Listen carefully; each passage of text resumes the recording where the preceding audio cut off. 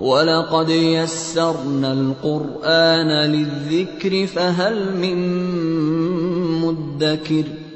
ہم نے اس قرآن کو نصیحت کے لیے آسان ذریعہ بنا دیا ہے، پھر کیا ہے کوئی نصیحت قبول کرنے والا؟ ہمارا آج کا سبق ہے مرکب اضافی کا۔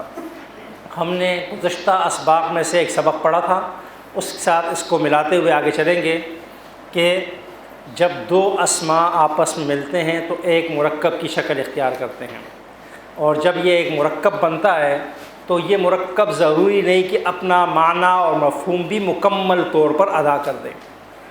نامکمل مرکب کو عربی زبان کی گرامر کی اصطلاح میں مرکب ناقص کہا جاتا ہے، اور اس کی 4 مشہور اقسام ہیں: مرکب توصیفی، مرکب اضافی، مرکب اشاری، مرکب جاری۔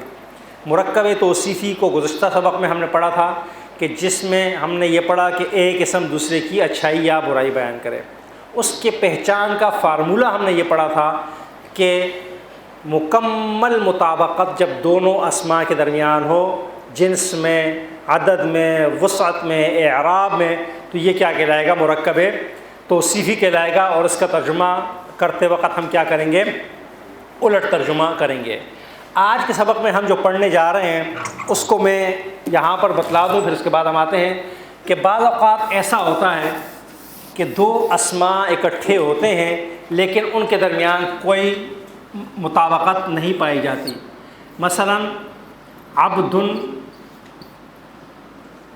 اور اللہ، یہ 2 الفاظ ہیں، عبد اور اللہ۔ بعض اوقات ہم دیکھتے ہیں کہ دونوں الفاظ کیا ہوتے ہیں؟ اکٹھے ہوتے ہیں اور ایک عجیب و غریب صورت اختیار کرتے ہیں۔ جب یہ ملتے ہیں آپس میں تو ہوتا یہ ہے کہ عبد تبدیل ہو جاتا ہے عبد میں، اللہ تبدیل ہو جاتا ہے اللہ ہی میں۔ اس کے شروع میں الف لام نہیں ہے، آخر میں تنوین نہیں ہے، اس کے آخر میں آپ کو کیا نظر آ رہا ہے؟ زیر نظر آ رہی ہے، یعنی آپس میں کوئی کوآرڈینیشن بھی ان کی نہیں بن پا رہی۔ اس عمل کو، یعنی ایک اسم کو اس طرح دوسری طرح کے ساتھ ملانے کو جو ہے نا عربی زبان میں کہا جاتا ہے اضافت۔ کیا کہا جاتا ہے جی؟ اور ایسے مرکب کو عربی زبان کے اندر کیا کہا جاتا ہے؟ مرکب اضافی کہا جاتا ہے۔ آج کے سبق میں ہم یہ پڑھیں گے کہ یہ عبد میں کیوں تبدیل ہوا، یہ اللہ میں کیوں تبدیل ہوا۔ پھر جب اس کا ترجمہ ہم کرتے ہیں عبد اللہ، تو ہم اس کا ترجمہ کیا کرتے ہیں؟ اللہ کا بندہ۔ کا کے کی کا اضافہ کیوں کرتے ہیں؟ یہ ہمارے آج کے سبق کے اندر ہمیں پڑھنے کو ملے گا کہ یہ ایسا ہوتا کیوں ہے، اور ایسے مرکب کے اندر ترجمہ کرتے وقت ہمیں کن باتوں کا خیال رکھنا پڑے گا۔ مرکب اضافی تاریخ کا بتلائی جا رہی ہے کہ کم از کم 2 اسماء کا ایسا مرکب جس میں ایک اسم کی نسبت دوسرے اسم کی جانب کی جائے، اور انگریزی زبان میں بھی لکھ دیا گیا ہے ایک اسم کا تعلق دوسرے اسم کے ساتھ قائم کیا جائے، ریلیشن دونوں اسماء کے درمیان جب بیان کی جاتی ہے تو ایسے عمل کو اضافت کا عمل کہا جاتا ہے، اور ایسے مرکب کو عربی زبان کی گرامر کی اصطلاح میں کیا کہتے ہیں؟ مرکب اضافی کہتے ہیں۔ مرکب توصیفی کے بھی 2 اجزاء تھے، تو مرکب اضافی کے بھی کیا ہوں گے؟ کم از کم 2 اجزاء ہوں گے۔ مرکب اضافی کا پہلا جز مضاف کہلاتا ہے، جس کی طرف نسبت کی جائے اسے کیا کہتے ہیں؟ مضاف کہتے ہیں۔ مثلا کتاب اللہ اور رسول اللہ میں ریڈ کلر سے جو 2 الفاظ ہیں کتاب اور رسول، یہ وہ اسماء ہیں جن کی نسبت ہو رہی ہے، لہٰذا ان کو کیا کہا جائے گا؟ مضاف کہا جائے گا۔ مضاف الیہ جس اسم کی طرف نسبت کی جائے، جس کی طرف نسبت کی جائے اسے کیا کہا جاتا ہے؟ مضاف الیہ کہا جاتا ہے۔ اور کتاب اللہ، رسول اللہ، دونوں میں کون سے لفظ اللہ کیا ہے؟ مضاف الیہ ہے۔ تو مرکب اضافی کا پہلا جو مضاف جس کی نسبت کی جائے، اور دوسرا جز کیا کہلاتا ہے؟ مضاف الیہ جس کی طرف کیا کی جائے؟ نسبت کی جائے۔ جی اب یہاں پر یہ بات یاد رکھیں کہ ایک اصول جو شاید یہاں پر کتاب میں شاید ہو یا نہ ہو، میں ویسے بتلا دوں کہ مضاف ہمیشہ مضاف الیہ سے پہلے ہوتا ہے۔ بات سمجھ میں آ گئی جی؟ موصوف صفت میں ایسا نہیں ہو سکتا، وہ بعض اوقات بعد میں بھی ہوتا ہے، لیکن مضاف ہمیشہ کیا ہوتا ہے؟ مضاف الیہ سے پہلے آتا ہے، لہٰذا پہلے والا کیا کہلائے گا؟ مضاف کہلائے گا، اور دوسرا والا ہی کیا کہلائے گا؟ مضاف الیہ کہلائے گا۔ جس طرح ہم نے گزشتہ کلاس میں آپ کو بتلایا تھا کہ مرکب توصیفی کا ترجمہ کیا کیا جاتا ہے؟ الٹ کیا جاتا ہے، وہی قانون مرکب اضافی میں بھی لاگو کریں کہ مرکب اضافی کا ترجمہ بھی کیا کیا جائے گا؟ الٹ کیا جائے گا۔ مرکب اضافی کا ترجمہ بھی کیا کیا جائے گا جی؟ یہی بات اوپر لکھی ہوئی ہے کہ اردو میں مضاف الیہ پہلے اور مضاف بعد میں، لیکن عربی میں کیا ہوتا ہے؟ مضاف پہلے ہوتا ہے اور مضاف الیہ بعد میں آتا ہے، یعنی ہم پہلے ترجمہ کس کا کریں گے؟ مضاف الیہ کا، بعد میں ترجمہ کس کا کریں گے؟ مضاف کا۔ مثلا اگر میں کہوں کہ عبد مضاف ہے اور اللہ مضاف الیہ ہے، تو ترجمہ پہلے کس کا کیا جائے گا؟ اللہ کا، اور بعد میں کس کا کیا جائے گا؟ عبد کا۔ اللہ کا بندہ، ایسا نہیں کیا جائے گا بندہ اللہ کا۔ اگر کہیں گے تو بات تو سمجھ میں آ جائے گی بندہ اللہ کا، لیکن اچھی اردو شمار نہیں ہوگی۔ صحیح بہترین اردو کیا ہے؟ اللہ کا بندہ، لہٰذا ترجمہ پہلے اللہ کا اور بعد میں کیا کیا جائے گا؟ عبد کا کیا جائے گا۔ یہ اصول ہم نے کہا تھا کہ ہمارے ہاں لاگو ہوگا کہ مرکب اضافی کا ترجمہ بھی کیا ہوتا ہے؟ الٹ ہوتا ہے۔ پہلا قاعدہ کیا ہوا؟ مرکب اضافی کا ترجمہ بھی کیا ہوتا ہے؟ الٹ ہوتا ہے۔ دوسری جو بات کہی جا رہی ہے، دیکھیں جب مضاف سے پہلے کوئی ایسا حرف موجود نہ ہو جو مضاف میں تبدیلی واقع کرے، تو ایسی صورت میں مضاف کیا ہوگا؟ حالت رفع میں ہوگا۔ جیسا کہ آپ یہاں دیکھ رہے ہیں کہ عبدن تھا، اس سے پہلے کچھ بھی موجود نہیں، تو آپ کو مضاف کس حالت میں نظر آ رہا ہے؟ حالت رفع میں نظر آ رہا ہے، اس کے اوپر کیا نظر آ رہا ہے؟ پیش آ رہا ہے۔ لیکن اگر اسی عبد سے پہلے کوئی ایسا حرف آ جائے جو اس کو حالت رفع سے نکال کر حالت نصب میں لے جانے والا ہو، مثلا جیسا کہ لکھا ہوا ہے، میں یہاں پر کیا لگا لوں؟ ان لگا لوں، تو اب یہ عبد نہیں پڑھا جائے گا، اب یہ کیا پڑھا جائے گا؟ ان عبد اللہ ہو جائے گا۔ کیا ہو جائے گا؟ ان عبد اللہ ہو جائے گا۔ بات سمجھ میں آ رہی ہے جی؟ اور اگر میں یہاں پر ایسا حرف لگا لوں جو اس کو حالت جر میں لے جانے والا ہو، جیسے علا لگا لوں، تو یہ کیا ہو جائے گا؟ پھر عبد سے کیا ہو جائے گا؟ عبد ہو جائے گا۔ تو یہی بات بتائی جا رہی ہے کہ مضاف اصلی حالت میں ہوتا ہے، حالت رفع میں ہوتا ہے، مگر اس سے پہلے ان و اخواتها جس کا ذکر آگے آ رہا ہے، یا حروف جارہ میں سے کوئی حرف آ جائے، جیسے میں نے بتایا کوئی ایسا عمل کرنے والا حرف آ جائے جو تبدیلی اس میں لا سکتا ہو، تو پھر وہ کیا ہو جائے گا؟ تبدیل بھی ہو جاتا ہے۔ جس طرح ہم نے آپ کو پہلے سبق میں ایک ٹارگٹ دیا تھا اور آپ سے کہا تھا کہ اسم کی دو علامتیں ہیں، نمبر 1 الف لام کا شروع میں ہونا، اور نمبر 2 تنوین کا آخر میں ہونا۔ اور آپ سے کہا جاتا ہے کہ آپ جا کے سورہ فاتحہ میں تلاش کریں، تو تمام حضرات جب گھر جاتے ہیں تلاش کرتے ہیں تو آگے پیچھے تو نہیں پھنستے، چلے ہی نکل جاتے ہیں۔ جب رب پر پہنچتے ہیں الحمدللہ رب العالمین، تو وہ اس رب پر آ کے ذرا رک جاتے ہیں کہ یہ رب کی شروع میں ہم نے جو پڑھا ہے پہلے سبق میں، نہ الف لام ہے اور رب کے آخر میں تنوین بھی نہیں ہے، اور لگتا اپنے ترجمہ معنی اور مفہوم سے کیا ہے؟ یہ اسم ہے، تو ایسا کیوں ہے؟ پہلی بات یہ۔ پھر دوسری اس کے لیے زیر کیوں آ رہی ہے؟ اس سے پہلے تو ایسی کوئی چیز ہے ہی نہیں جو اس کو زیر میں لے جا رہی ہے۔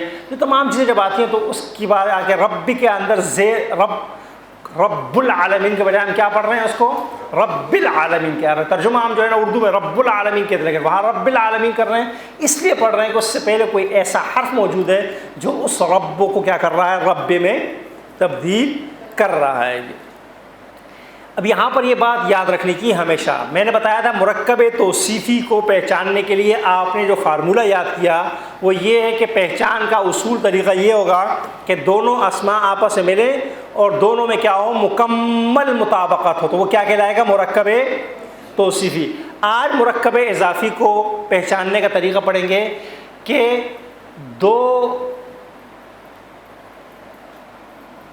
یہ ایک الگ سی بات ہے، مضاف سے پہلے الف لام اور آخر میں تنوین نہیں آتی، یہ بات تو یہاں لکھی ہوئی ہے کیونکہ اس کی نسبت مضاف الیہ کی طرف ہوتی ہے، اس لیے جب تک وہ مضاف رہتا ہے معرفہ ہوتا ہے۔ مثلا کتاب اللہ رسول اللہ میں کتاب اور رسول کے شروع میں الف لام نہیں آتا اور نہ ہی اس پر تنوین آ سکتی ہے۔ میں اس کو اور آسان الفاظ میں اگر آپ کو کہوں کہ مرکب اضافی کے پہلے جز یعنی مضاف کے شروع میں الف لام بھی نہیں آ سکتا اور اس کے آخر میں تنوین نہیں آ سکتی. یہ اصول ہے. مرکب اضافی کے پہلے جز مضاف کے شروع میں کیا ہوگا؟ الف لام نہیں آئے گا. اس کے آخر میں مثلا اس کو اگر میں اس کی شروع میں کیا لگا دوں؟ لگا دوں تو یہ پھر کیا ہو جائے گا؟ اس کی شروع میں بھی الف لام، اس کی شروع میں الف لام، یہ تو کیا ہو جائے گا؟ مرکب توصیفی کا ہمارا فارمولہ ہے. لہٰذا اس کے شروع میں الف لام بھی نہیں آئے گا اور اس کے آخر میں کیا ہوگی؟ تنوین بھی نہیں آئے گی. یہ ہے اس قاعدے کا مطلب کہ مضاف سے پہلے الف لام اور اس کے آخر میں تنوین نہیں آتی. دوسرا قاعدہ جو اگلی اس میں سلائیڈ میں آئے گا وہ یہ ہے کہ مرکب اضافی ہمیشہ حالت جر میں ہوتا ہے. اگر اعراب بالحرکت ہے تو مرکب اضافی کے دوسرے جز کے آخر میں ہمیشہ کیا ہوگی؟ زیر آئے گی. یہ قانون ہمیشہ یاد رکھنا ہے. مرکب اضافی کو پہچاننے کا اصول بھی یہی ہے، طریقہ یہ ہے کہ آپ کے سامنے دو اسماء ایسے آئیں کہ پہلے کے شروع میں الف لام نہ ہو اور آخر میں تنوین نہ ہو، اور دوسرا کیا ہو؟ ہمیشہ حالت جر میں ہو. تو ایسا مرکب کون سا کہلائے گا؟ مرکب اضافی کہلائے گا. یاد رہے، میں صرف آپ کی جنرل نالج کے لیے بات کہہ رہا ہوں، آگے جا کر تفصیل آئے گا کہ عربی زبان میں کسی اسم کے آخر میں جر اعراب بالحرکت کی صورت میں اور اعراب بالحرف کی صورت میں نون اور یا کا ملنا دو وجوہات کی وجہ سے ہوتا ہے. دو کے علاوہ کوئی تیسری وجہ نہیں ہوتی. دو وجہ سے کیا ہوگا؟ اس کے آخر میں کیا ہوگا؟ زیر آئے گی یا نون اور یا آپس میں ملیں گے. نمبر ایک، وہ مرکب اضافی کا دوسرا جز مضاف الیہ ہو یا اس کے شروع میں حروف جارہ میں سے کوئی حرف آئے جو انشاءاللہ ہم اگلے سبق کے اندر پڑھیں گے. اس کے علاوہ کوئی اسم حالت جر میں نہیں جا سکتا. اس کے آخر میں زیر آئے گی تو یا وہ کیا ہوگا؟ وہ حروف میں سے کوئی حرف ہوگا یا پھر وہ کیا ہوگا؟ مضاف الیہ بن رہا ہوگا. اس کے علاوہ کوئی اور وجہ نہیں ہے. تو مرکب اضافی کی پہچان کا طریقہ کیا ہے؟ جس طرح کہ ہم نے بتایا کہ آپ رب میں جاتے ہیں جو ہے نا الف لام اور تنوین ڈھونڈتے ہیں تو اس کی شروع میں الف لام بھی نہیں ہے اور آخر میں تنوین بھی نہیں ہے. اس لیے نہیں ہے کہ وہ مرکب اضافی کا پہلا جز کیا ہے؟ مضاف ہے اور مضاف کے شروع میں الف لام نہیں آتا اور آخر میں تنوین نہیں آتی. اور مرکب اضافی کیا ہوتا ہے؟ ہمیشہ حالت جر میں ہوتا ہے. یہ بات اگر سمجھ میں آ گئی ہو تو یہاں پر ایک اور بات کہی جا رہی ہے کہ اصول یہ ہے ہمارے ہاں عام طور پہ ایک ہم لوگ اپنے زندگی میں کچھ چیزیں کر رہے ہوتے ہیں، اسی سے گرامر کو سمجھتے ہیں. ہمارے یہاں عام طور پر اگر ہماری کسی ایسے شخص سے ناراضگی ہو جائے اور ہم اس سے بات کرنا بھی گوارا نہ کرنا چاہتے ہوں کہ وہ ہم سے بات کرے یا اس سے کوئی گفتگو ہو، وہ ہمیں اچانک فون کر کے کہے کہ میں آپ سے ملاقات کے لیے آنا چاہتا ہوں، ملنے کے لیے آنا چاہتا ہوں، تو ہم اسے بڑی آسانی کے ساتھ جواب دیتے ہیں کہ میں آپ کی آواز سننا گوارا نہیں کر رہا اور آپ مجھ سے کیا ہو رہے ہیں؟ ملنے آ رہے ہیں. یہ بات ہے نا، یہ عام سی بات ہے عام زندگی میں جو ہے نا ہم کرتے ہیں. تو جس طرح وہاں ہمارا رویہ یہ ہوتا ہے، عربی زبان کی گرامر میں بھی یہ ہوتا ہے کہ ابھی ہم نے پڑھا کہ مرکب اضافی کے پہلے جز کے آخر میں کیا ہوگا؟ تنوین نہیں آ سکتی. تنوین نہیں آ سکتی تو تنوین کہتے ہیں دو زبر دو زیر دو پیش کے نتیجے میں جو نون کی آواز پیدا ہوتی ہے اس کو کیا کہا جاتا ہے؟ تنوین کہا جاتا ہے. تو جب نون کی آواز پیدا کرنے والا تنوین مضاف کے آخر میں نہیں آ سکتا تو جن اسماء کے آخر میں نون آتا ہے وہ نون بطریقہ اولا وہاں پر نہیں آئے گا، کیونکہ جب نون مضاف نون کی آواز کو نہیں برداشت کر رہا تو نون کے وجود کو کیوں کر برداشت کرے گا. میں اپنی بات سمجھا پایا ہوں جی؟ جن مضاف کے شروع میں مضاف الیہ کے آخر میں تنوین نہیں آتی، اسی طرح اگر مضاف تثنیہ یا جمع مذکر سالم سے ہو تو اس کے آخر میں جو نون آتا ہے وہ بھی کیا ہو جائے گا؟ ڈراپ ہو جائے گا. اس کی مشہور مثال سورہ لہب کی آیات ہیں. عربی زبان میں ایک ہاتھ کو کیا کہا جاتا ہے؟ پورا پڑھیں گے جی، یہ اعراب سمیت کیا پڑھیں گے؟ یدن کہیں گے. کیا کہیں گے؟ یدن. دو کو کیا کہا جائے گا؟ یدان کہا جائے گا. کیا کہا جائے گا؟ یدان. ہم نے پڑھا تھا الف نون لگا لیں. مجھے یہ بتائیے کہ سورہ لہب کی پہلی آیات میں آپ لوگ کیا پڑھتے ہیں؟ تبت یدان ابی لہب یا یدا ابی لہب؟ یدا ابی لہب پڑھتے ہیں، یدان ابی لہب کوئی نہیں پڑھتا. اس کی وجہ یہ ہے کہ یہ یدا کا لفظ یہاں پر مرکب اضافی کا پہلا جز بن رہا ہے، لہٰذا اس کے آخر سے تنوین کیا ہو جاتی ہے؟ ڈراپ ہو جاتی ہے. اس کے آخر میں تنوین نہیں لگائی جاتی. تبت یدا ابی لہب و تب، کہ ابو لہب کے دونوں ہاتھ کیا ہو جائیں؟ ٹوٹ جائیں. اور یہ اس کا مطلب ہے کہ ایسا ہوتا ہے. مثالوں سے بات اور واضح ہو جائے گی. دیکھیں پہلی آیت ہے سورہ طٰہٰ کی آیت نمبر 47. دونوں پیغمبر ہیں، موسیٰ علیہ السلام اور ہارون علیہ السلام، اور جا کے فرعون سے کہتے ہیں اِنَّا رَسُولَا رَبِّكَ، بے شک ہم دونوں تیری طرف کیا ہیں؟ اللہ کے بھیجے ہوئے ہیں. آپ دیکھیں رسول کا تسنیہ کیا آتا ہے؟ رسولان آتا ہے، لیکن یہاں پر چونکہ رسولہ کی اضافت ہو رہی ہے، یہ مضاف بن رہا ہے، لہٰذا نون کو یہاں سے کیا کر دیا گیا؟ ڈراپ کر دیا گیا. یہ تو میں نے آپ کو بتا دیا کہ تبت یدان ابی لہب کے بجائے کیا ہو گیا؟ یدا ابی لہب ہو گیا. یہ جمع ہے، یہ اصل میں ہے مرسلون. کیا ہے یہ لفظ؟ مرسلون ہے. لیکن جب وہ مرکب اضافی کا پہلا جز مضاف بن رہا ہے تو اب اس کے آخر سے نون کیا ہو گیا؟ ہٹ گیا. اور قرآن کہتا ہے انا مرسل الناقۃ، یقیناً ہم ہی کیا کرنے والے ہیں؟ اونٹنی بھیجنے والے ہیں. اب اس کو پڑھا بھی کیسے جائے گا؟ لمبا کر کے نہیں پڑھا جائے گا. کیا پڑھا جائے گا؟ انا مرسل الناقۃ. واو کو پڑھا نہیں جائے گا. یہاں پر بھی کیا پڑھا جائے گا؟ یہ الف کیا ہو جائے گا؟ سائل ہو جائے گا. انا رسولا ربک پڑھا جائے گا. جب ملا کے پڑھتے ہیں تو یہ الف کیا ہو جائے گا؟ حذف ہو جائے گا. الگ ہوگا تو الگ پڑھا جائے گا. جب ملائیں گے تو پھر کیا ہو جائے گا؟ وہ الف بھی ڈراپ ہو جائے گا اور پھر درمیان میں الف پڑھا نہیں جائے گا. تو یہ مصحف کے آخر میں تنوین نہیں آتی، اس لیے تثنیہ اور جمع کا نون بھی اس کے آخر میں باقی نہیں رہتا. قاعدہ ہمارا یہ ہے کہ مصحف کے پہلے جز کے آخر میں الف لام نہیں آتا، آخر میں تنوین نہیں آتی، اور یہ ہمیشہ کیا ہوتا ہے؟ حالت جر میں ہوتا ہے. اس کی مثال ایسی ہے کہ یہ جو لفظ ہے نا، آپ سورہ فاتحہ کا اس کو آپ کیا پڑھیں اس وقت؟ اگر ہم پڑھیں رب، تو عالمین جو ہے ایک عالم، دو کو عالمان کہا جائے گا، بہت ساروں کو کیا کہا جائے گا؟ عالمون کہا جاتا ہے نا. بہت سارے عالم کو کیا کہا جائے گا؟ عالمون. لیکن وہاں پر کیا آیا ہوا ہے؟ عالمین آیا ہوا ہے. یہ واو کس میں تبدیل ہو گیا ہے؟ یا میں تبدیل ہو گیا ہے. اس لیے تبدیل ہو گیا ہے کہ یہ مرکب اضافی کا دوسرا جز ہے، اور مرکب اضافی کا دوسرا جز کیا ہوتا ہے؟ حالت جر میں ہوتا ہے. اور نون گروپ سے تعلق رکھنے والے اسماء کی حالت نصب و جر میں کیا ہوتا ہے؟ نون اور یا آپس میں مل جاتے ہیں، جو ہم اعراب کے سبق میں تفصیل کے ساتھ پڑھ چکے ہیں. جی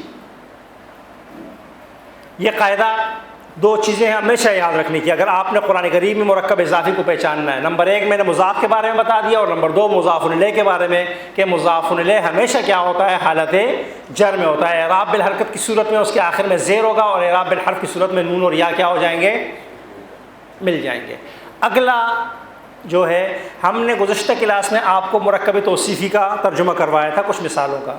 تو مرکب اضافی کا جب آپ ترجمہ کریں گے اس میں آپ کو کا، کے، کی کا کیا کرنا ہوگا؟ اضافہ کرنا ہوگا. مرکب توصیفی میں آپ اس طرح کا کوئی لفظ نہیں لگاتے. قرآن کریم میں جب آپ مرکب اضافی کا ترجمہ کریں گے تو آپ کو لگانا ہوگا مثلا کتاب اللہ کے میں کیا لگائیں گے؟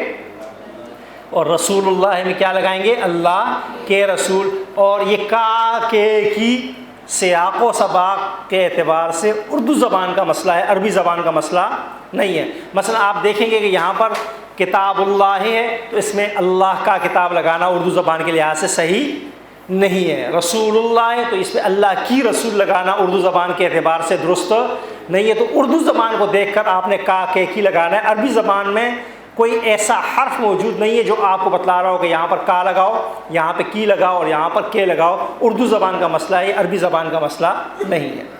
یہ ایک عام سی بات ہے، اردو زبان کے اندر بھی ہوتا ہے اور عربی زبان کے اندر بھی ہوتا ہے کہ ہم عام طور پہ یہ کر رہے ہوتے ہیں کہ ایک چیز کو دوسرے کی جانب، دوسرے کو تیسری کی جانب، تیسرے کو چوتھے کی جانب، چوتھے کو پانچویں کی جانب کیا کر رہے ہوتے ہیں، منسوخ کر رہے ہوتے ہیں۔ میں ایک مثال عام طور پہ دے دوں، مثلا ہم کہتے ہیں وزیر اعظم کا گھر یا وزیر اعظم کا مشیر، پھر ہم کہتے ہیں وزیر اعظم کے مشیر کا گھر، وزیر اعظم کے مشیر کے گھر کا دروازہ، وزیر اعظم کے مشیر کے گھر کے دروازے کا رنگ۔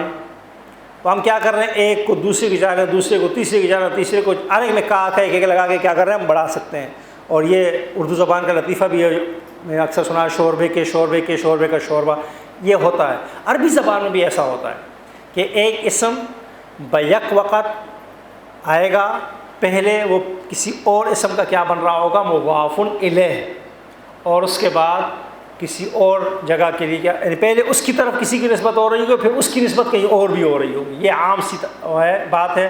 اور ایسی صورت میں جب وہ اسم بیک وقت دو رول ادا کر رہا ہوگا، مضاف کا رول بھی ادا کر رہا ہوگا، مضاف الیہ کا رول بھی ادا کر رہا ہوگا، تو قوانین بھی اس پہ کیا ہوں گے، دونوں لاگو ہوں گے۔ جیسے ہمارے ہاں مطلب قانون کیا ہے یعنی انٹرنیشنل، کہ جو شخص ڈبل نیشنلٹی رکھتا ہو اس کو دونوں ممالک کے قوانین کو کیا کرنا پڑتا ہے، سامنا کرنا پڑنا چاہیے۔ ویسے رکھنا جرم ہے، لیکن اگر ہو تو وہ جس ملک کا شہری ہے، جس ملک کا شہری، وہاں کے قوانین اس پہ کیا ہوں گے، لاگو ہونے چاہیے۔ تو بالکل اسی انداز میں ہمارا جو اسم دو، اس کے اوپر دو چیزیں لاگو ہو رہی ہوں، بیک وقت مضاف بھی بن رہا ہو، مضاف الیہ بن رہا ہو، تو اس میں قوانین بھی کیا ہوتے ہیں، دونوں لاگو ہوتے ہیں۔ یہی بات یہاں بتائی جا رہی ہے کہ بعض اسماء بیک وقت مضاف بھی ہوتے ہیں اور مضاف الیہ بھی، لہذا ان پر مضاف الیہ کے دونوں کے قوانین کا اطلاق ہوگا۔ مثال اس کی یہ ہے، سورہ بقرہ کی آیت مالکی یوم الدین، یہاں پر مالکی مضاف ہے اور یومی کیا ہے، مضاف الیہ ہے۔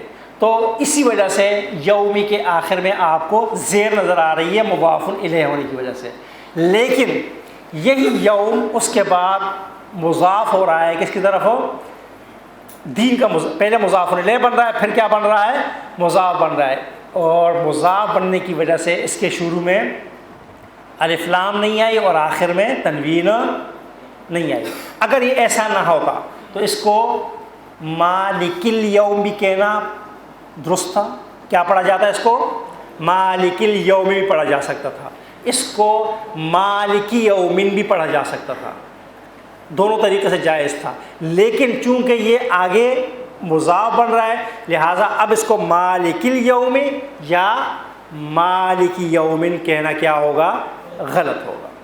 بات سمجھ میں آ گئی جی، کہ یہ دو مضاف بھی مضاف الیہ بن رہا ہے اس لیے حالت جر میں ہے، مضاف بن رہا ہے لہذا اس کے شروع میں الف لام اور آخر میں تنوین نہیں آ سکتی۔ یہ اصول قرآن کریم میں بہت کم جگہ استعمال ہوا ہے، لیکن جہاں استعمال ہوا ہے تو وہاں پر کہ ایک وقت میں دو رول ہیں اس کے، تو دونوں قوانین کیا ہوں گے، اس پر لاگو ہوں گے۔ آگے چلیں گے جی، یہاں پر ابھی مرکب اضافی آئیں گے اور آپ حضرات قواعد کی روشنی میں اس کا ترجمہ کرنا ہے، اور میں پوچھوں گا تو آپ حضرات ہمیں بتائیں گے کہ جو ہے نا مثالوں سے سمجھنے کی کوشش کریں گے۔ جی پہلی مثال ہے جی رحمت اللہ، خواتین شرکاء میں سے کوئی اس کا ترجمہ کرے جی، جی اونچی آواز سے رہی تاکہ آواز تو آئے۔ اللہ کی رحمت، ترجمہ کیا کریں گے، رحمت کا بعد میں اور اللہ کا پہلے، کیونکہ ہم نے ترجمے کے لیے قانون کیا رکھا ہے، الٹ کا، اور ترجمہ میں کا، کے، کی کا اضافہ کریں گے اردو زبان کے اعتبار سے۔ اب خواتین شرکاء یہ بتائیں کہ اس میں مضاف کون سا ہے، مضاف الیہ کون سا ہے؟ جی رحمت مضاف ہے، رحمت نہیں ہوتا جی، ہمارے یہاں جو ہے نا پڑھتے اس کو رحمت ہے، قرآن میں رحمت ہے، رحمت نہیں ہوتا ہمارے یہاں، رحمان نہیں ہے، رحمان ہے، یہ رحمت و مضاف ہے اور اللہ کیا ہے، مضاف الیہ ہے۔ اگر کوئی آپ سے پوچھ لے کہ آپ نے کیسے پہچانا کہ رحمت مضاف ہے اور لفظ اللہ کیا ہے، مضاف الیہ، تو آپ کا جواب کیا ہوگا؟ جی اس کے شروع میں الف لام نہیں آ رہا اور آخر میں تنوین نہیں آ رہی، اور یہ کیا ہے، حالت جر میں ہے، اور یہ علامت ہے، پہچان ہے کس کی، مرکب اضافی کی۔ جی اب مرد شرکاء ترجمہ کریں گے جی نصر اللہ، یہ سب کے سب قرآن کی آیات کے ٹکڑے ہیں جی۔ ہم نے سورہ ہود سورت نمبر 11 آیت نمبر 73، سورہ نصر سورہ نمبر 110 110 آیت نمبر 1، اذا جاء نصر اللہ۔ ترجمہ کیا ہوگا اس کا جی؟ اللہ کی مدد اس کا کیا ہوگا؟ ترجمہ ہوگا۔ اور میں نے پہلے بتا چکا ہوں کہ مضاف پہلے ہوگا اور مضاف الیہ کیا ہوگا؟ بعد میں ہوگا۔ اس وقت مضاف اپنی اصلی حالت میں آ رہا ہے دونوں جگہ پر، اور ہم سے پوچھا جائے کہ بھئی نصر مضاف اور اللہ مضاف الیہ آپ کیوں کہتے ہیں، الٹا کیوں نہیں کہتے، تو ہمارا جواب کیا ہوگا؟ نصر میں تنوین نہیں ہے، اس کے شروع میں الف لام نہیں ہے، اور دوسرا کیا ہے؟ حالت جر میں۔ جی جزاک اللہ۔ آگے چلتے ہیں جی۔ یوم القیامت، دیکھیں یہاں پر یوم القیامت کے بجائے کیا ہو گیا ہے؟ یوم القیامت۔ سورہ بقرہ کی آیت نمبر 85 ہے، تو اس میں یہاں پر کوئی ایسا عامل آ رہا ہے جو اس یوم کو کیا کر رہا ہے؟ یوم میں تبدیل کر رہا ہے، لیکن دوسرے پر کوئی عمل نہیں ہوگا۔ دوسرا آپ کو نظر آ رہا ہے کہ وہ کیا ہے؟ حالت جر میں۔ ترجمہ کیا ہوگا جی؟ یوم القیامت کا قیامت کا دن، اور اس میں مرکب اضافی کا پہلا جز مضاف کون سا کہلائے گا؟ یوم، اور القیامت کیا کہلائے گا؟ اگر آپ لوگ غور کریں تو نظر آئے گا کہ ہم نے مرکب توصیفی میں کیا پڑھا تھا؟ کوآرڈینیشن، لیکن یہاں پر دیکھیں رحمت مؤنث ہے، لفظ اللہ کیا ہے؟ مذکر ہے، رحمت و حالت رفع میں، اللہ کیا ہے؟ حالت جر میں۔ یہاں پر اس کا الٹ ہو گیا، یوم مذکر ہے اور القیامت کیا ہے؟ مؤنث ہے، تو یہاں پر کوآرڈینیشن کو بالکل نہیں دیکھا جا رہا ہے، یہاں پہ اس مطابقت کو نہیں دیکھیں گے۔ یہاں پر یہ دیکھیں گے کہ پہلا کہ شروع میں الف لام اور آخر میں تنوین نہیں، اور دوسرا کیا ہے؟ حالت جر میں ہے۔ جی صلاۃ الفجر، ترجمہ کیا ہوگا؟ خواتین شرکا ترجمہ کریں جی، کوئی اور جن نے پہلے کیوں کے علاوہ؟ جی فجر کی نماز، سے مضاف کون سا ہے؟ مضاف الیہ کون سا ہے جی؟ جی مضاف ہے، اور الفجر کیا ہے؟ مضاف۔ کھانا نہیں کھایا لگتا آپ لوگ، ناشتہ نہیں کر کے، چائے تو ہم نے آپ کو پلا دی ہے۔ یہاں پر یہ بات یاد رکھیے کہ صلاۃ الفجر میں صلاۃ کے شروع میں الف لام بھی نہیں اور آخر میں تنوین بھی نہیں، لیکن چونکہ اس کی اضافت ہو رہی ہے، یہ مضاف بنا ہوا ہے، لہٰذا یہ اسم کہلائے گا، یہ فعل نہیں ہو سکتا۔ فعل کی اضافت نہیں ہوا کرتی ہے، اضافت ہمیشہ کس کی ہوا کرتی ہے؟ اسم کی ہوا کرتی ہے، لہٰذا یہ صلاۃ کا لفظ ہمیشہ اس کے شروع میں ہم نے دو علامات پڑھی تھی نا، الف لام ہونا، تنوین ہونا، لیکن اس کے شروع میں الف لام اور تنوین نہ ہونے کے باوجود یہ کیا ہو جائے گا؟ اسم کہلائے گا۔ تو اسم کی اب آپ کے پاس 4 علامات آ گئی۔ نمبر 1 الف لام کا شروع میں ہونا، نمبر 2 تنوین کا آخر میں ہونا۔ مذکر مؤنث کے سبق میں آپ نے آ کر گول تا کو پڑھا تھا، جو یہاں پر بھی موجود ہے۔ یہ گول تا ہمیشہ کیا ہوتی ہے؟ اسم کے آخر میں آتی ہے، فعل کے آخر میں گول تا نہیں آ سکتی، کبھی بھی نہیں آئے گی۔ اور آج ہم چوتھی علامت پڑھ رہے ہیں کہ جب ایک اسم کی اضافت ہو جائے تو وہ کیا ہوگا؟ جو ہے ایک لفظ کی اضافت ہو جائے تو وہ لفظ، وہ کلمہ کیا ہوگا؟ اسم ہوگا، وہ فعل نہیں ہو سکتا، کیونکہ یہ اضافت خاصیت ہے اسم کی، فعل کی اضافت ہو ہی نہیں سکتی۔ جی اگلی مثالیں لے آئیں جی۔ رب المشرقین، ہمارے بالکل لاسٹ کی خواتین میں سے کوئی ترجمہ کرے گا؟ اس کا کیا ترجمہ ہوگا؟ رب المشرقین، مشرق کا رب کریں، مشرقوں کا رب کریں، یا 2 مشرقوں کا رب کریں، کیا ترجمہ کریں؟ مشرق کا رب، وہ تو رب المشرق ہونا چاہیے تھا۔ 2 مشرق، ڈاکٹر صاحب فرما رہے ہیں کہ 2 مشرقوں کا رب، کیوں کہ عین آیا ہوا ہے، اور یہ علامت ہے، پہچان ہے کس کی؟ تسنیہ کی، رب المشرقین، 2 مشرقوں کا رب آیا ہے، لہٰذا یہاں پر رب مضاف ہے اور المشرقین کیا ہوگا؟ مضاف الیہ ہوگا۔ رب مضاف کیوں ہے؟ اس کے شروع میں الف لام اور آخر میں تنوین نہیں۔ اگر میں یہ کہوں کہ المشرقین مضاف الیہ، اس وجہ سے کہ اس کے نون کے نیچے زیر ہے، تو میری یہ بات درست شمار ہوگی یا نہیں؟ المشرقین، خواتین شرکا اس کو ذرا غور سے سنیں جی، مشرقین کے نون کے نیچے زیر ہے، اس لیے یہ حالت جر میں ہے۔ یہ بات درست ہے یا غلط ہے؟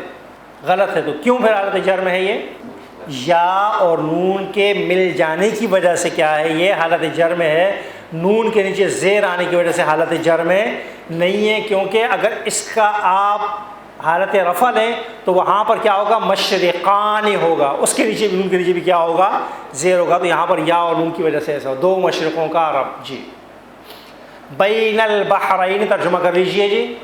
بین معنی ہوتے ہیں درمیان اور بحر کہتے ہیں دریا کو, تو کیا ہو جائے گا بین البحرین دو دریاؤں کے درمیان. جی جزاء الکافرین یہاں پر جمع آگا مضاف الیہ. جزاء الکافرین ترجمہ کیا ہوگا اس کا؟ کافروں کی سزا یا کافروں کی جزا. جزا کا لفظ قرآن کریم میں مومنوں کے لیے بھی آتا ہے, کافروں کے لیے بھی آتا ہے. جب مومنوں کے لیے آتا ہے اس کو جزا کہتے ہیں, کافروں کے لیے آتا ہے اس کو سزا کہتے ہیں. تو اس کی جزاء الکافرین کا ترجمہ عموماً مترجمین کیا کہتے ہیں؟ کافروں کی سزا کر رہے ہوتے ہیں. لہذا جزاء الکافرین میں خواتین شرکا بتائیں گے مضاف کون سا ہے, مضاف الیہ کون سا ہے؟ پہلے والا مضاف ہے. کیوں مضاف ہے؟ وجہ کیا ہے اس کے مضاف ہونے کی؟ اس کی شروع میں الف لام نہیں ہے اور آخر میں تنوین نہیں ہے. اور دوسرے والا کیوں مضاف الیہ؟ حالانکہ مضاف الیہ کے بارے میں تو ہم نے پڑھا وہ حالت جر میں ہوتا ہے, اور یہاں پر تو ان کے اوپر زبر آ رہا ہے جر میں. یہ کیوں حالت جر میں ہے؟ یا اور نون کی وجہ سے حالت جر میں ہے. زبر زیر دیکھ کر ہم حالت جر کا فیصلہ نہیں کریں گے ان اسماء میں جن کے آخر میں کیا ہوتا ہے نون. یہ یاد کر لیں, یا یہ یاد کر لیں کہ تثنیہ اور جمع مذکر سالم سے تعلق رکھنے والے جو اسماء ہوتے ہیں ان کے آخر میں زبر زیر دیکھ کر اس کے رفع نصب جر کا نہیں ہوتا, بلکہ وہاں پر نون اور اس سے پہلے والے حرف کے فاصلے کو دیکھ کر رفع نصب جر کا کیا ہوتا ہے فیصلہ ہوا کرتا ہے. جی کچھ مثالیں اور ہیں جی, اس کو لے لیتے ہیں, ذرا جلدی لے گئے جی. اصحاب الجنت کا ترجمہ کیا ہوگا؟ جنت والے. اب دیکھیں یہاں پر اصحاب جمع ہے اور الجنت کیا ہے؟ واحد ہے, لیکن ہمیں یہاں کوآرڈینیشن کی ضرورت نہیں ہے.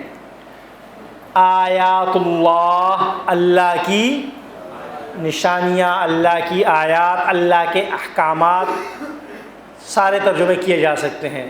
جی دیکھیں قرآن میں یہ لفظ میرے خیال سے 4 معنوں میں استعمال ہوا, مجھے یاد 3 تو مجھے یاد ہے, چوتھا مجھے اس وقت ذہن میں نہیں ہے. آیات کا لفظ جب اس سیاق و سباق میں آئے کہ اللہ تبارک و تعالیٰ اس کائنات کے اندر جو چیزیں اس نے پیدا کی ہیں, سورج, چاند, ستارے, زمین و آسمان, سمندر, ان کا ذکر ہو رہا ہو, اور پھر قرآن کریم کہے کہ آیات اللہ, یہ اللہ کی آیات ہے, تو وہاں پہ ترجمہ کیا کیا جائے گا؟ نشانیاں. لیکن اگر قرآن کریم کے اعجاز سے متعلق کوئی آیت تو قرآن سے متعلق آیت ہے کہ قرآن کریم کے اندر جو کچھ بیان ہوا یہ اللہ کی آیات ہیں, تو وہاں پہ اس کا ترجمہ پھر اللہ قرآن کی آیات کیا جائے گا.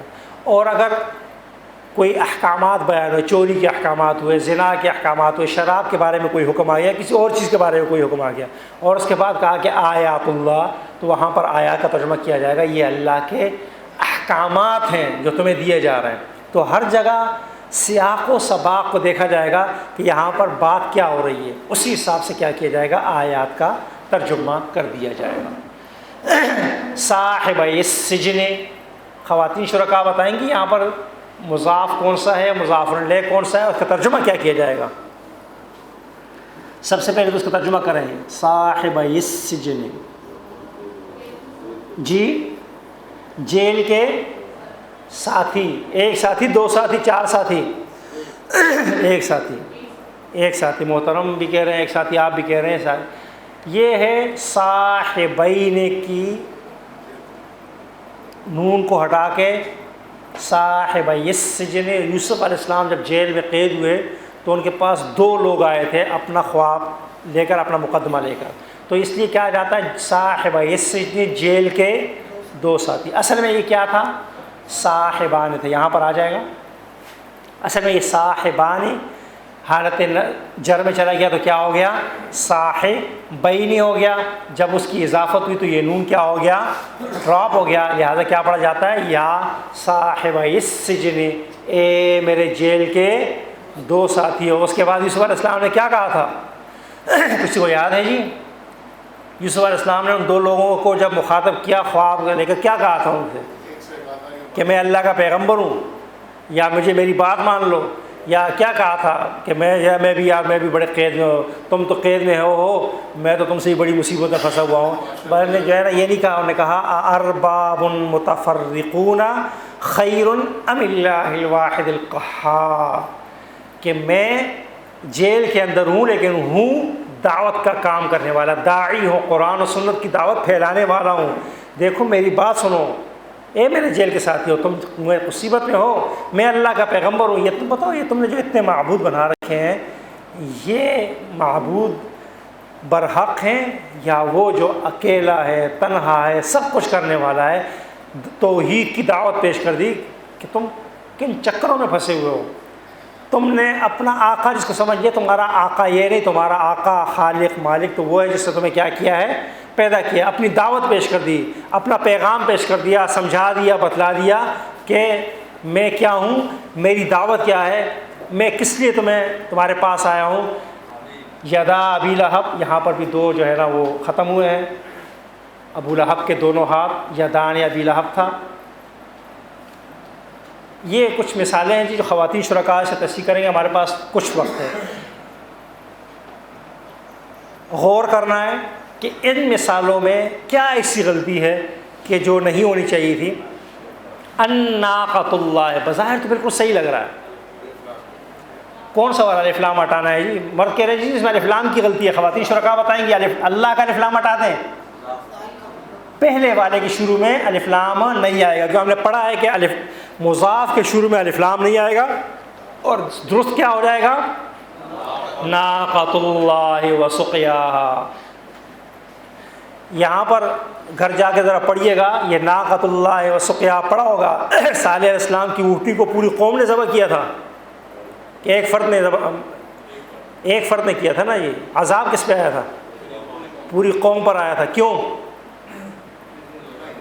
کرنے والا ایک جو ہے نا جرم کی سزا بھگتنے والے، کیونکہ پوری قوم پیچھے موجود تھی. پوری قوم کیا جو ہے نا دعائیں ان کے ساتھ تھیں کہ جو ہم آپ کے ساتھ ہم لگاتے ہیں نا، ارے یہ ہم آپ کے ساتھ ہیں، یہ ایک فلاں کے ساتھ، ایک فلاں کے ساتھ ہے. تو اس اجتماعی گناہ میں شریک نہیں تھے، لیکن پیچھے ان کا وہ موجود تھا. اللہ کا عذاب آیا. قرآن کہتے ہیں فدمدم علیہم ربہم بذنبہم فسوا، ایک کو نہیں چھوڑا تھا، میں نے سب کو تباہ کر دیا. لہذا اصول آج بھی یہی ہے، فرد کرے گا اور قوم دیکھ کر خاموش رہے گی تو عذاب آئے گا، اس فرد پہ نہیں آئے گا، پوری کی پوری قوم کو کیا کیا جائے گا. اور اس وقت مغربی تہذیب کا عذاب ہم پر مسلط ہے.